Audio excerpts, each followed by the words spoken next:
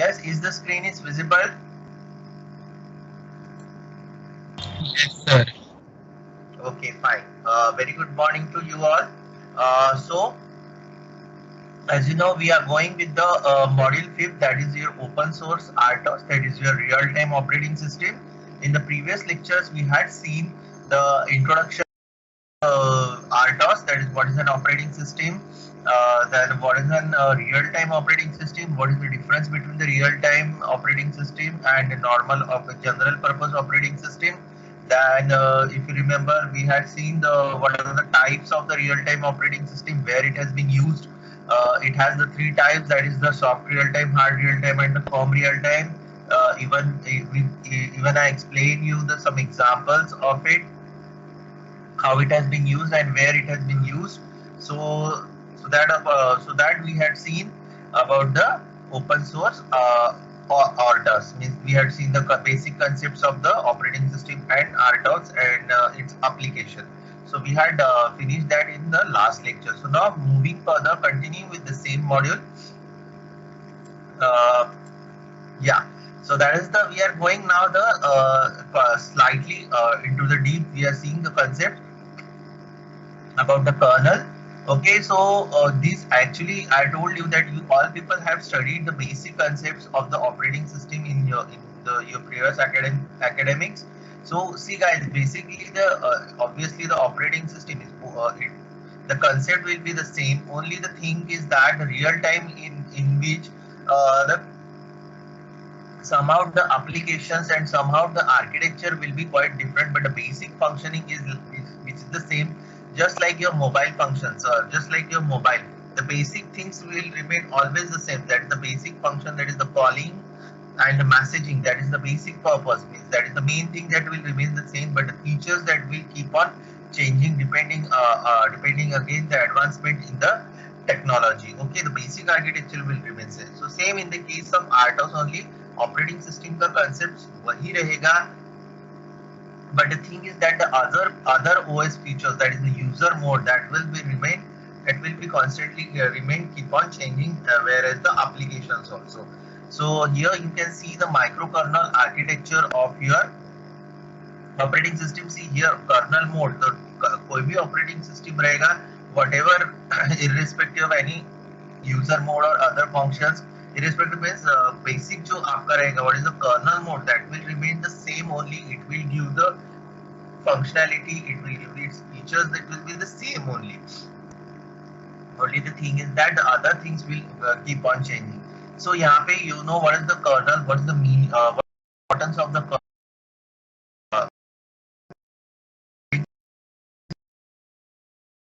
the operating system, and it controls the computer, whatever it will interacts the to your hardware devices, and through with the help of the program we can, that is which is called as the system application. It's an application program through which we can interact with that hardware. So this is the main function of the kernel. So microkernel architecture is an architecture with the kernel having the basic interaction with the hardware and the basic inter-process communication. So this is the main function, or the main you can say the functionality or main use of the microkernel for what it has been we are using. Then all the other operating system services exist, but exist outside the kernel. That is the whatever the operating system services are there, that is obviously that will be exist outside the kernel. But basic features क्या है kernel mode के, as you have seen in the as you are able to see in the diagram.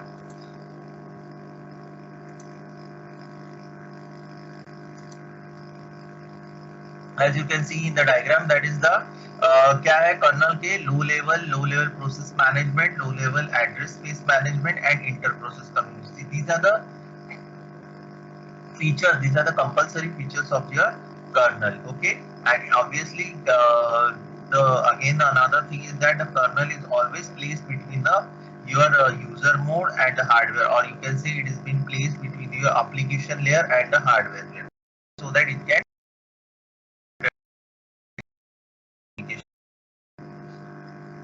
and microkernel provides the flexibility to add new features or modify the existing. Obviously, the things that will be keep on changing as per the technology, as per the advancement of the technology.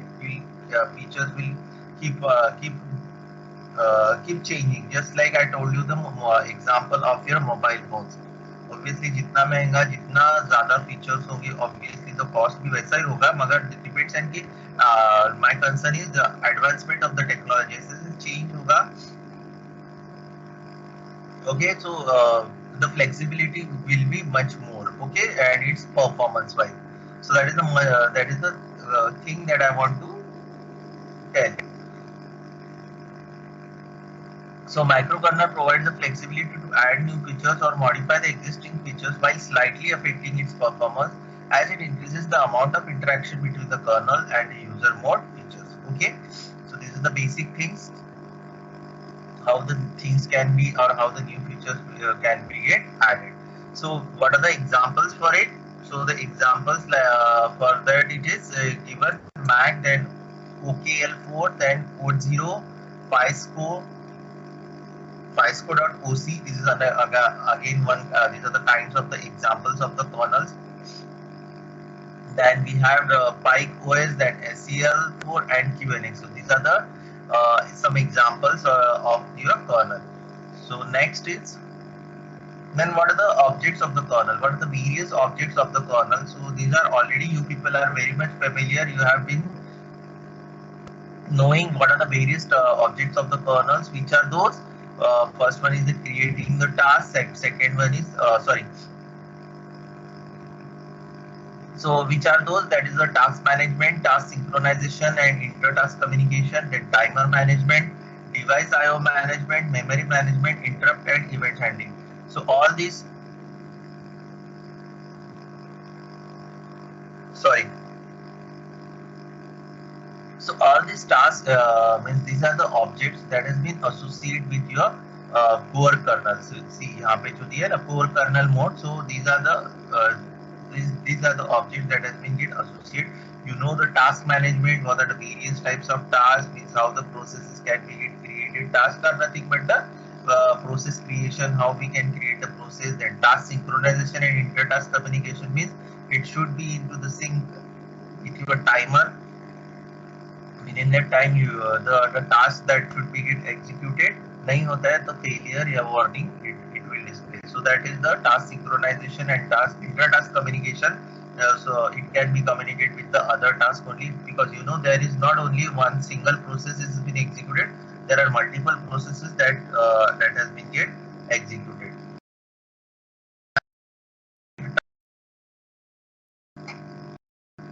Within that time duration, ये आपके सब task खत्म हो रहे हैं. ऐसा नहीं कि कोई भी task within an unlimited time चलता रहेगा. Then your device IO management, this is again one of the important thing.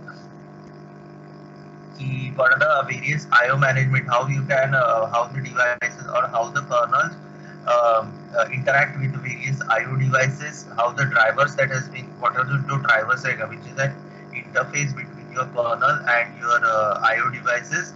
So how does it detect? How does it verify that and how the commands or the synchronization takes place between your IO devices. Next one is your memory management. Obviously, that is again one of the important thing, memory management, because you have the very much limited memory, and how the transaction and how the storage of the memory it has been done for each and every task. It has been required or accessing for each and every task. Then last one is interrupt and event handling. We have seen in the ARM also what is the concept of interrupt and event handling, how the interrupt gets occurred. Certain interrupts are there where the priority it has been get assigned, and based on that priority the interrupts get resolved. There is the issue of the interrupt, or else how the interrupts are generated and how it has been get how the issue has been get resolved, and what are the techniques that it has been used. Means waiting state में होता है, then again the control goes to the processor where the interrupt means जहाँ पे exception again the part of it is the exception handling. So all that concepts comes into the interrupt and event handling. So these are the basic objects of your kernel. Where do you have the task scheduler?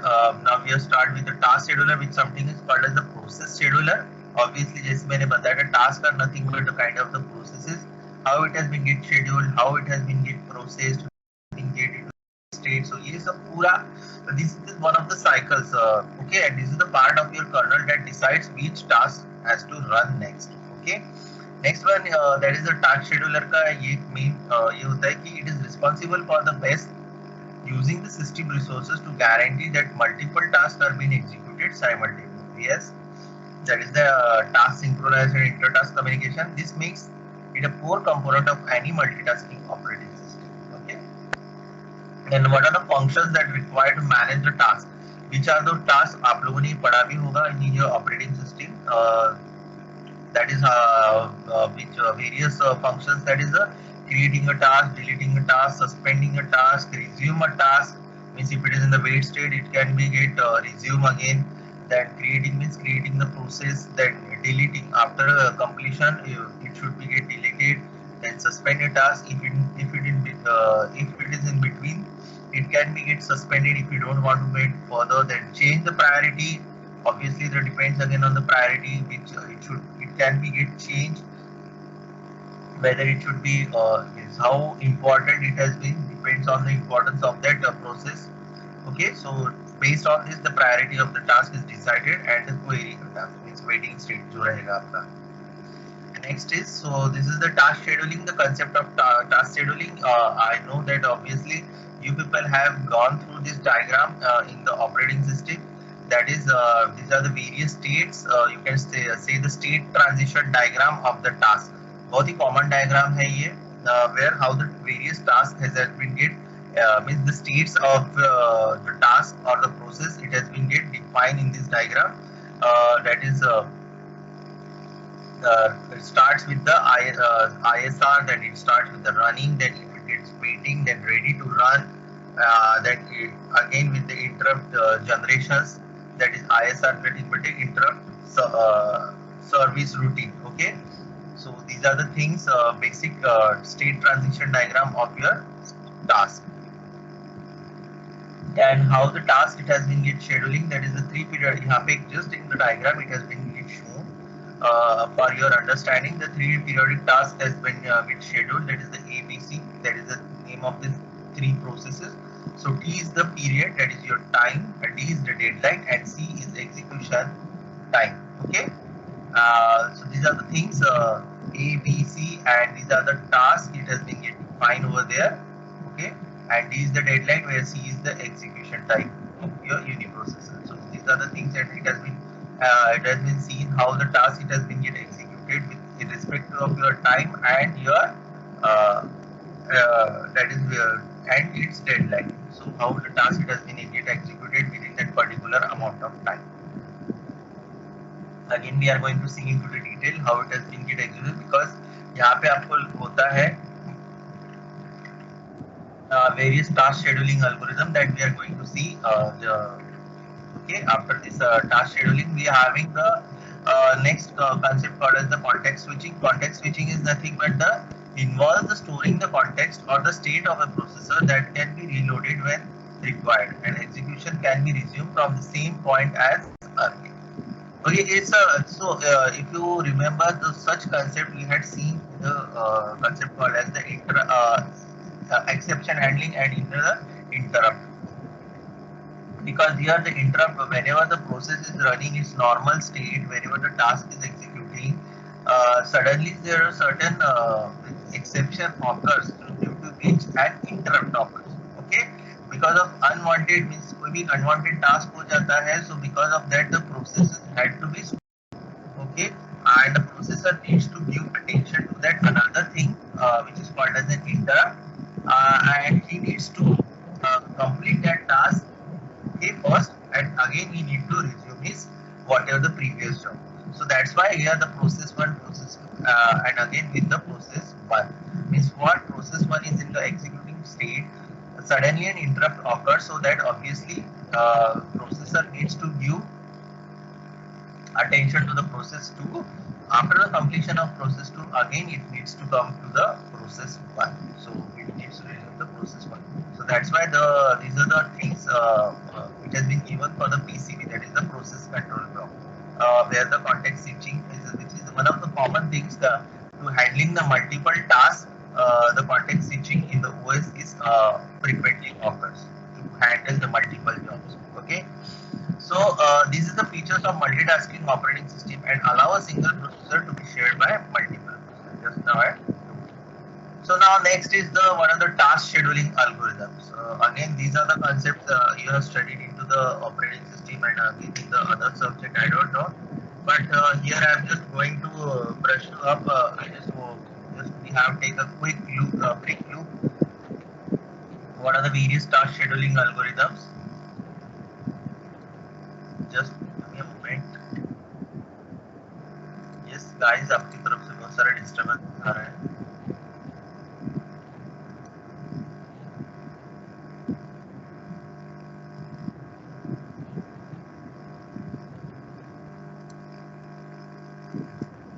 Please mute your mic, all of you.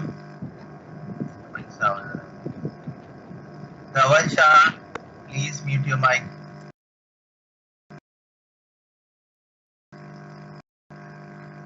Okay.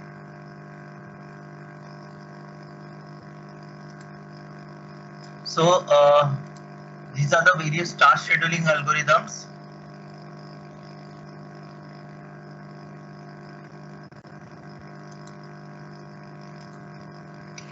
Which are those? First in, first out, round robin with priority, then shortage of first, and scheduling. So from the name, imagine what is the basic, what is the concept of that algorithm, and this I just now told you here. For here we are seeing the concept of task scheduling depending upon on its priority and depending on its priority, how the task it has been get executed. So यहाँ पे these are the algorithms that has been used. These are the most famous algorithm that has been used. First one is the first in first out. First in first out में क्या होता है? Means ये कहाँ पे execute होता है? Task it has been always executed with the processor. Means whatever जो process है that needs to be executed in the processor, तो उसके लिए जो queuing system होता है that occurs into the memory. That means it needs to be what you can say it storage, it kind of the storage that we need to into the memory so that each and every task should get the executed properly. Okay, by processor. So यहाँ पे होता है first in first out. First in first out में यहाँ पे we have the these are the means example it has been mentioned. These are the 7 you can say the which is having the total page fault is the 6. Means यहाँ पे आप लोगों को कितना 7 ही हो गया. Obviously it will require the space of the 6. This is the page where with the memories of the 3 blocks it has been get assigned. Okay, and one by one these are the you can say the numbers that we need to get allocated into the memory into this block. Okay, or you can say the data, which is the reference page where the how the address it has been get stored, address of what of the process so that it can be get executed properly. तो यहाँ पे एक example दिया है whenever it has been get inserted into the page. Okay. See for the 1 3 0, so यहाँ पे पूरा if suppose I inserted 1, obviously it has been get emptied, so it will be a whenever you are inserted into the memory page, so that is the concept which is called as the miss. And when the paper and whenever the memory it has been become the full, the buffer it has the memory or the storage or the queue or the buffer, whatever, these are all nothing but the registers or the storage place only. Whenever it becomes the full, your stack is become the full, the concept is called as the hit. Means what? Now it has been get full. Okay, so it needs to be replaced by the another one. Another means whichever the first in first out, means whichever the content that has been get inserted first, obviously that will be get replaced. Okay, by जो भी latest रहेगा उससे नहीं, जो पहले से हमने जो इंसर्ट करके रखा है one by one, so that will be get replaced by the another one, new one. Okay, so this is the main concept about the first in first out. Whenever we are inserting, whenever it is having the space of storage, so the concept is called as the miss. And if your memory page or the page reference it has been get full, your register means your memory of that is get full, so the concept is called as the hit. Hit means what? Now the time of the replacement means it has to be apply the whichever the number is which is the oldest or which is the number that has been inserted first, तो वो replace हो जाएगा by new number. See here, one has been replaced by 5. The next number that we have inserted, which is the third, so it has been replaced by the 6. And last number which that have replaced, that is the 0, is replaced by the 3. So in this way, so total page fault is the 6. So this is the example of it, which is called as the first in, first out. In this algorithm, operating system keeps the track of all pages in the memory in a queue. The oldest page is in the front of the queue. Yes. So that will be get replaced. When a page needs to be replaced, in front of the queue is selected for the removal. Yes, right. So whatever जो भी हमने पहले जो insert किया था, that will be get replaced. So this is about the FIFO, that is the FIFO. Next one is the round robin. It is one of the algorithms by process and network scheduling in computing. So you know, this is again one of the another concept where you have you can see in the example, we do have the multiple process. Here we have the 3 process at a burst time. Burst time is nothing but the execution time. Okay, what is the time it has been required for that process? So here for the process one, it takes 24 milli or the microsecond. That has been the unit it has been given. It has given that the P2 it requires the 3 millisecond. I'm just confused about the millisecond or microsecond. Mostly it is in the millisecond. Okay, so if I'm wrong, so please make me a correct. Then P3 is about again 3. Suppose that the process arrive in the order P1, P2, P3. The Gantt chart is shown for the schedule. ये आप लोगों को पता है, that is the P1. Obviously, see यहाँ पे first time कितना दिया? It starts with the 0 to 24. Then again it continues for P2, 3, 24 plus 3. It's become 7, and again for the P3 process, क्योंकि क्या होगा P1 के लिए already they know कि 24 इतना time लगने वाला है. So obviously after this it will go to the another, then with the another. So this is the waiting time for the P1 is that is the obviously 0, P2 for the 24, and P3 is 27. So actually it should for the P1, P2 or yes, P2 के लिए 24 and P3 के लिए 27, right? And so here the average waiting time is calculated. That is number of waiting time. That is the what you have calculated. That is 0, 24 plus 27 divided by number of processes. Okay, so that is how many? 3 processes. So use the 17. So this is the average waiting time. Okay, so this is the concept of the round robin. So round robin is one of the algorithm employed by the process and network scheduler in computing.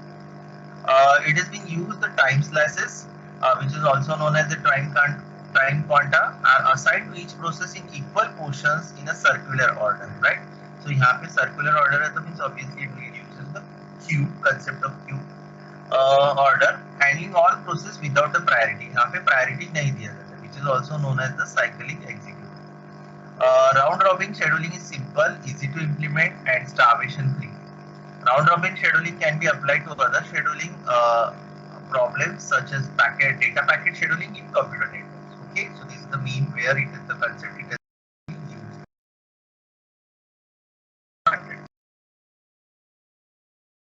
Next is your round robin with priority. So only the difference is given यहाँ पे. Here the priority it has been not get defined. Sorry, means here the priority is not has been get defined or given, but in the with priority, round robin with priority, यहाँ पे आपका priority it has been get mentioned or it has been get defined, predefined होता है यहाँ पे. Means what, किसको priority पहले देना है. So based on the priority, that process will execute it first, irrespective to your burst time. यहाँ पे क्या हो रहा है, यहाँ पे burst time के हिसाब से हम लोग जैसे पहला प्रोसेस है वो पहले एग्जीक्यूट होगा, next is the P2 and P3. तो यहाँ पे प्रायोरिटी यहाँ पे दिया है. See guys, you can see in the column where the priority it has been given to P2. Next priority is given to P5, then P1, then fourth priority is given to P3, and fifth priority it has been given to P4. So in the diagram you can see the Gantt chart. You can see the last process that has been executed is the P4. Okay, and the average waiting time is 8.2. So obviously the average waiting time here we will get without priority we will get the 17, but यहाँ पे we are getting the millisecond. Yes, it has been millisecond. So average waiting time here we are getting that is 8.2. So obviously if you compare the round robin with priority is very much time saving. So this is about the round robin with priority. So next one is the preemptive and non-preemptive. The concept of preemptive and non-preemptive and the difference it has been given in this slide. What is the preemptive scheduling? Preemptive scheduling means what? A process can be suspended by other processes. Okay, means interrupts can be get generated or interrupts means it can be get interrupted. But in non-preemptive, once the process sent to the CPU, that process cannot be suspended. So please keep in mind this is the basic concept between the or basic difference between the preemptive and non-preemptive. Non-preemptive में क्या होगा? जब तक वो पूरा process execute नहीं होगा तब तक processor and you can say processor won't allow any other processes to get executed. Okay, means वो प्रोसेस सस्पेंड नहीं होगा, वो पूरा एग्जीक्यूट होने के बाद ही it will move to the another process. Okay, in non-preemptive, whether it is preemptive, if the interrupt occurs, it has to be get halted that process and it needs to give priority to that interrupt. Okay, so this is the difference between the preemptive and non-preemptive. So with the help of the diagram, it has been shown very properly how it has been get done. That is between the two processes, the preemptive versus non-preemptive schedule. Okay. So that's why here the concept of interrupt is not occur in non-preemptive. So interrupt, so these are the basic difference between the preemptive. Then these are the basics for the comparison. Basic concept to pata hai interrupt mein. In preemptive, yes, interrupt can be occurred, and in non-preemptive, process cannot be interrupted till it terminates or switches to waiting state, right? Then starvation, that is a possible and not possible. In both the starvation is possible. Next one is the flexibility. Flexibility means what?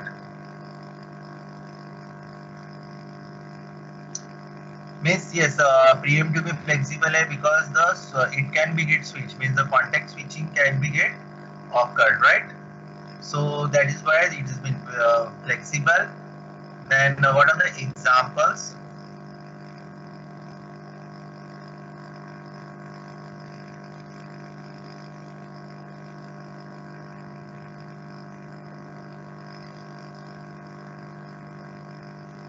Then what are the examples? That is SRRTF, that is the round robin. So these are the examples that we have seen about the scheduling algorithm. Then FCFS, SGF, shortest job first, HRR, and highest means round robin. So these are the certain examples that it has been mentioned. Next one is the concept called as the starvation. What is the starvation?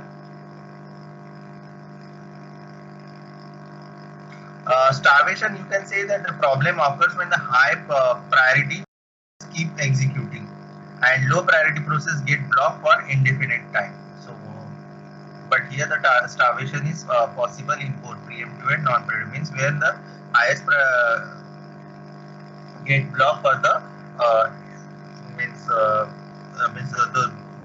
the processes which is having the lowest priority that has been get blocked for the indefinite time. So that is the concept which is called as the starvation. So these are the things that the cost preemptive scheduling are cost associated, where non-preempting are not the cost associated. So this is the basic concepts about the and the examples and which algorithm that has been used for this preemptive and non-preemptive. So these are the again the things example they had mentioned with what is the preemptive and non-preemptive. You can see preemptive scheduling is one which can be done in the circumstances when the process switching from running state to the ready state. ये diagram देखो आप लोग. In this diagram you will see that when it is ready from switching, means all these are the states of the of your task or your process that has been get switching from one state to the another state. So that is concept called as the context switching. So here what it says, when the process is switching from running state to the ready state or waiting state to the ready state, vice versa. So let us take an example of preemptive where we have the 4 process P0 to P3, then out of which P2 arrives. Yes, P2 arrives at the time 0, means here what is the time arrival. So obviously it depends on that the time arrival, so that processes will be allocated, so that CPU is allocated to the process P2 as there is no other process in the queue, right? Meanwhile P2 was executing, P3 arrives at the time of what? 1, here the time of arrival, then P3 के बाद आता है आपका P3 के बाद आता है आपका P1 and after that P0. Okay, so in this fashion it has been get executed, but the CPU time burst millisecond. अब P2 के लिए कितना time दिया है? 4, but there are certain things that has been get remain, so afterwards again it will switch to the P1 and P2. Okay, P2 के लिए कितना दिया है? P2 has required a 6 millisecond, but यहाँ पे कितना allocate हुआ है? 1 millisecond. So meanwhile P2 was executed, P3 arrives at the 1. Now the remaining time for the process P2, see 5 millisecond, P2 which is larger than the time required by P3, 4 milliseconds. So CPU is allocated to the processor P3. So that's why in this fashion it will get जो भी remaining time है उस process का, obviously that will be get means वो जो है बाकी का time, it's called as time adjustment.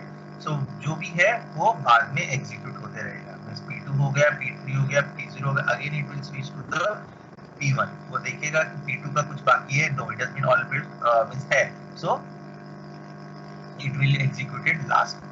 See यहाँ पे P2, P3 जो जिसका टाइम मिलीसेकंड ज्यादा रहेगा, बर्स्ट टाइम ज्यादा रहेगा, वो बाद में it has been get executed.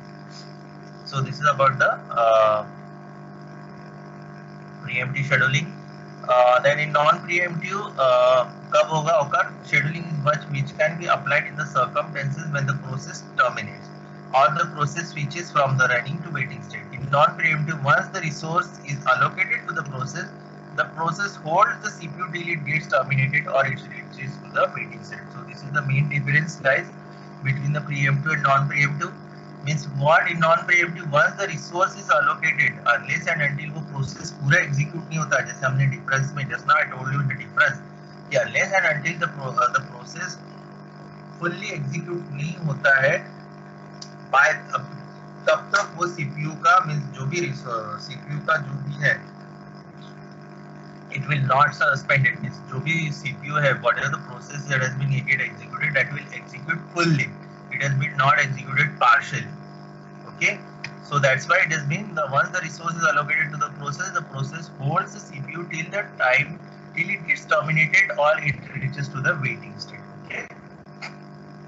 So here we don't have, that is whatever the time रहेगा it has been get executed in that way.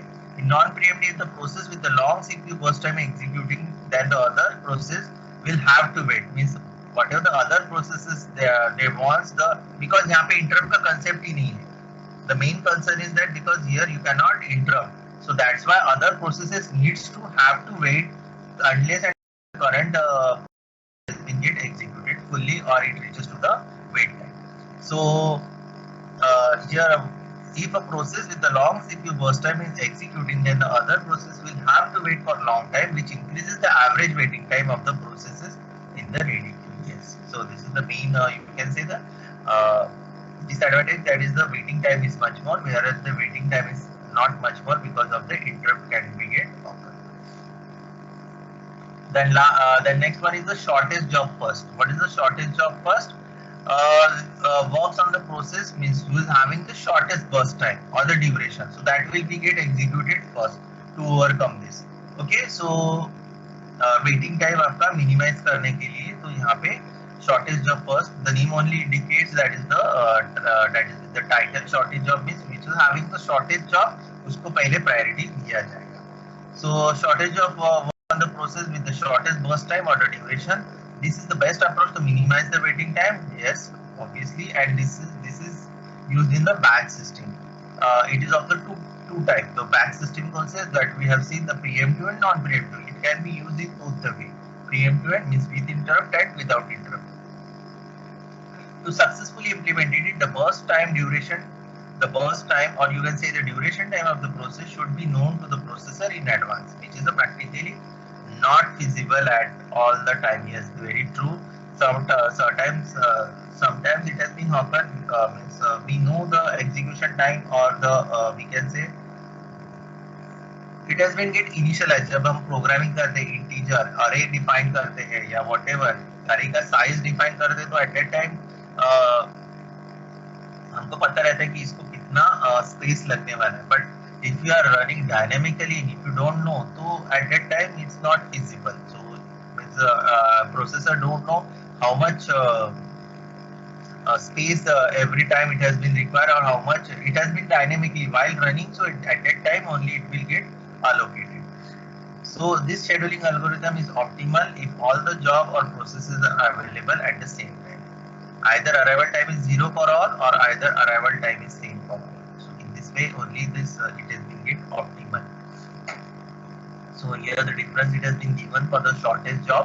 In the preemptive shortest job, jobs are put into the ready queue as they arrive, but as the process with the short burst time arrives, the existing process is preempted or removed from the execution, and the shorter job is executed first.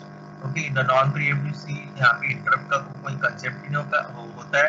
जो भी रहेगा that will be get as per the burst time, जो भी कम रहेगा, which is having the burst time यहाँ पे for the process P2 it is having the less time. Okay, burst time, so that will be get executed first. It has been get followed by the P2, that has been get followed by the process P3, and lastly P1 is having the largest burst time, so obviously so P1 will execute it last. Okay, यहाँ पे so if you calculate the average waiting time, so it gives 4.5 milliseconds. So here's the Gantt chart. In the Gantt chart you can see. Next one for the preemptive के लिए क्या होगा, interrupt occur होगा. So here you can say the P1 arrival time क्या रहेगा with respect to the burst time. Arrival time पे यहाँ पे आता है. So with the means it will not go to the burst time, even though the burst time is for the P4 here it is given, but arrival time आता है. So arrival it will execute first the P1, then it will go with the P2, then P4, and here you will get the P3, and lastly again क्योंकि यहाँ पे burst time ज़्यादा किसका है, depending on the burst time P1, क्योंकि P1 का बहुत सारे time means again it has to be not has been fully completed, so P1 it will execute it again. जो भी है यहाँ पे पहले वो पूरा कर लेगा, जो भी टाइम स्लॉट है, शॉर्ट टाइम स्लॉट है, वो पहले पूरा कर लेगा. But P1 again because of the arrival time is 0, then it will get executed after P3. So here you can see the average waiting time. You can calculate the average waiting time, that is the 5 minus 3, then plus 6 minus 2 plus 12 minus 1, obviously जो भी आपका arrival time रहेगा. So here you divided by 4 number of processes, you will get 4.25 and 4.5, whereas in the non-preemptive it has been very much short, whereas in preemptive it will give point hardly 15 is the difference, 15 milliseconds. So these are the shortest job first for both preemptive and non-preemptive.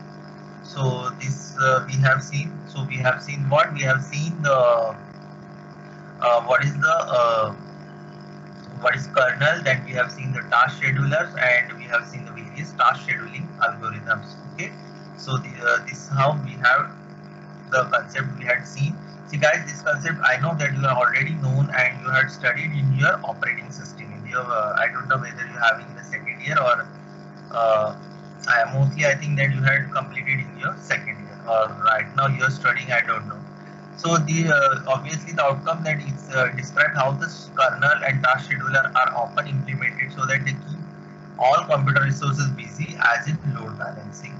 So it allows the multiple users to share the system resources effectively. So that is the main concept. ये क्यों हम लोगों ने use किया job scheduling obviously for the multitasking because the same CPU तो एक ही रहेगा, processor तो एक ही रहेगा, but the multiple tasks that is being executed simultaneously so that we can access the same processor efficiently. So this is about the you can say about the kernel and its various scheduling algorithm. So this topic covers CU5 which demonstrates open source RTOS and its designing issue. So that's all from for today's